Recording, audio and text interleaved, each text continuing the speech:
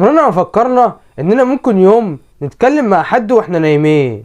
تخيل تبعت رسالة لحد وانت نايم وبتحلم تصحى تلاقيه فاهمها. الموضوع ده مش خيال علمي، ده حقيقة. شركة امريكية اسمها ريم سبيس عملت تجربة لأول مرة في التاريخ، وفيها قدروا يخلوا شخصين يتواصلوا مع بعض وهم بيحلموا. التجربة ده حصلت في سبتمبر 2024، وكانوا بيستخدموا تقنية اسمها ريمو اللي بتعتمد على لغة جديدة بتتعرف عليها الأجهزة من خلال إشارات دماغ الشخص أثناء الحلم.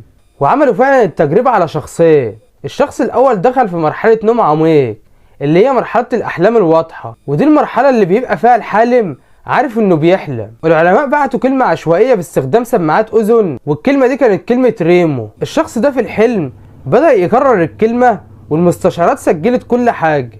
المفاجأة الحقيقية بعد 8 دقايق الشخص التاني دخل في نفس مرحلة النوم.